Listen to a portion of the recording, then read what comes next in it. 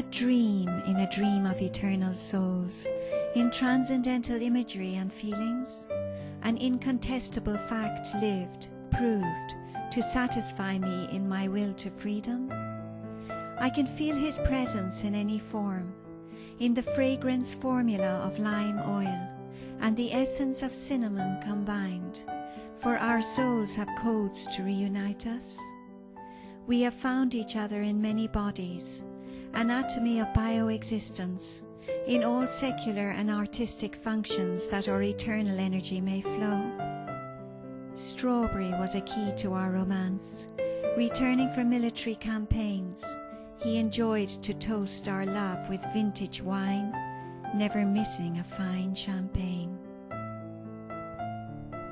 A dream in a dream.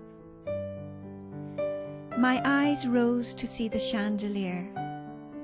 How could I know each crystal so intimately, as if I had lain in this hall looking up at them for hours? I was sitting on an X-chair, dressed in blue and white lace, and as my eyes rested on my white-gloved hands, I noticed a card. So this is a dance card, I thought briefly. I opened it to look inside. A fragrance of lime mingled with cinnamon I felt. There was only one name repeated over and over again. I found myself smiling, as to why I have no idea, but I must say that my heart was all aflutter at just the simple sight of his name. I suddenly wished I could take a look at myself in a mirror. What do I look like? I wondered as the music started up. There were groups of people standing around, chatting, and I seemed to know no one. Claudia, you are very distant tonight. Are you feeling well? I turned to my right. A familiar face was looking at me, concerned. I knew her, but didn't know her. Would you like to go upstairs to lie down for a while? So, this magnificent house is where I live. How wondrous, I thought, as I turned to smile, assuring her that I am fine. He will be here soon, sweetheart, don't worry. He came back safely. Actually, he seems to lead a charmed life. I have no idea as to how he avoids injuries through so many battles. I smiled silently as I scanned the ballroom. When I turned my gaze to my left, my eyes met in a mirror. My face was as it has been, and I smiled on recognition. 1,000 questions flooded my mind, and a beautiful voice inside my head whispered, "Shh, Anna, after this." Yes, Anna, not Claudia. "Hello, beauty." I raised my eyes to see him, his handsome face unchanged through lifetimes, his eyes looking into mine, creating the same magical effect of yore. He took my hand and led me to the dance floor, pulling me close to him as my soul dived into his.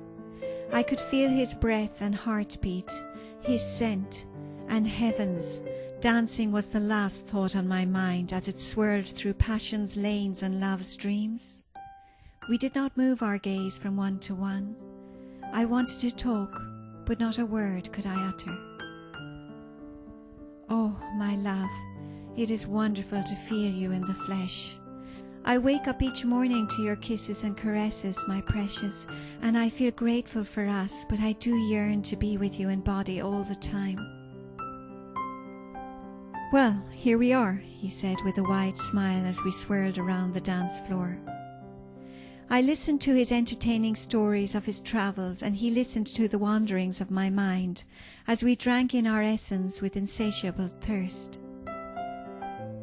Then suddenly all went black, my hands groping for something familiar. He was gone. Where am I? I asked myself. I had this terrible feeling of dread in my chest. Suddenly I realized that I was flying through a dark tunnel at great speed. Anna! Anna! He was calling me. I had to get to him now. No, now was not fast enough. I relaxed into the journey as my heart attempted to scream, fear embracing within. Then I was blinded by light as I found myself hovering over the battlefield. My eyes scanned the bloody carnage for my love. I could hear him calling my name, and my soul found him leaning against a rock, a knife through his chest, his eyes unfocused and breath shallow. "I am here, my love," I whispered to his heart. I swirled around him feverishly, trying to save him, heal him, keep him here in this life with me, but to no avail. I caught him as he slid from the rock and laid his head in my lap, stroking his hair as tears streamed from every pore of my being. "It's all right, my love. I am here with you," I whispered. His face lit up momentarily as our eyes met. "Anna, I am always near you, and I will find you in every lifetime," were his last words as my heart cried out painfully, and then he left his body. I screamed silently to the heavens. I woke in my bed, my pillow and sheets wet with tears. There were many knocks on the door, and then a woman entered. That was my mother.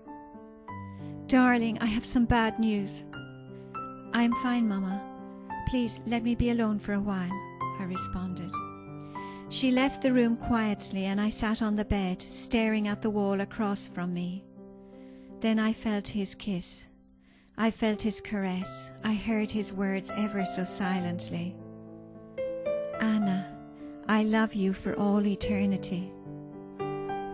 I stood up and went by the window to take a look down on the garden.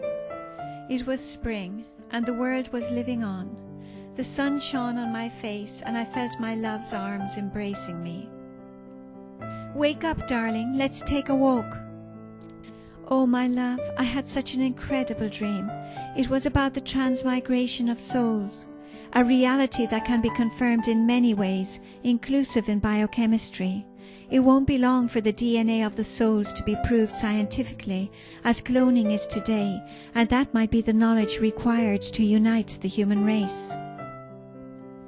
I was back home in my time, in the present, the now of my soul, and he was with me, yes, he was with me again. "Strawberries?" he asked with a twinkle. That was his way to mean, let's celebrate this moment with champagne.